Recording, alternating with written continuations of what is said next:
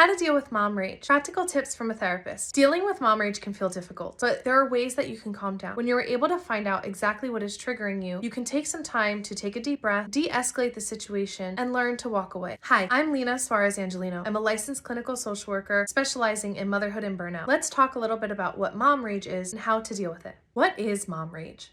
Rage is recognized as a symptom that's part of postpartum depression or anxiety. It can also extend beyond the postpartum period. It can also be a symptom for stay-at-home parents who don't always have time for themselves or have been raising multiple children for years on end. So where does mom rage come from? There are a variety of societal factors such as the unpaid emotional labor, the body image issues, the stress management, and the expectations that society has on mothers in general, as well as there are some postpartum and menopausal, perimenopausal symptoms that can be a reason and factor as to why you are experiencing rage. Mom rage versus normal anger. Mom rage differs from normal or typical feelings of anger when it feels as if it has crossed a line. There's an onset of explosions and uncontrollable emotions that are felt. Carolyn Wagner, therapist and founder of the Calm Mama method, describes anger as something that is so intense that it shouldn't just be called anger. It sneaks up on you before you know it and you're exploding. Here are 8 tips to deal with mom rage. 1.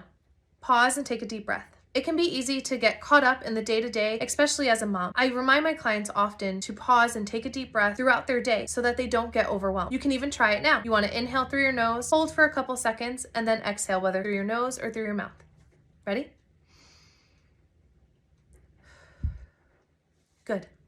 Number 2, take a break and walk away. This can mean literally or figuratively. Sometimes you can't walk away because maybe you're driving in the car, but it's giving you and your child opportunity to be able to take a break, walk away, and come back when both of you are in a much more level-headed place so that you can come to an agreement. It might sound something like this. I'm feeling a little frustrated and overwhelmed by this conversation right now. Do you mind if we take a break and revisit this later? It models healthy coping skills for your child so that they can practice that in the future. Number 3, remember, you don't have to be right. It's true, the parent-child relationship is complicated, and there are plenty of old schools of thought that say that the parent is always right, and because I'm the parent, I said so, and that's the end of the discussion. But I'm here to let you in on a little secret. You don't always have to be right. Sometimes when we get so fixated on trying to prove our point and get our message across, we lose what we're trying to say entirely. Number 4, make a side-by-side list. This is one of the best ways when everything feels so uncontrollable in your life, especially with that mom rage, to be able to just see what actually is in your control and not in your control. Some of the things that might be in your control are your breath, your tone, and the message that you're trying to convey. This also allows you to take a step back and recognize that there are actually probably a lot more things that are outside of your control that's making you feel frustrated. And so by being able to zero in on what you can actually control, it helps you find a solution. Once you recognize the things that are in your control that can improve the situation, put your energy towards that. And as a reminder, you are not in control of how other people react to you or the emotions that they feel.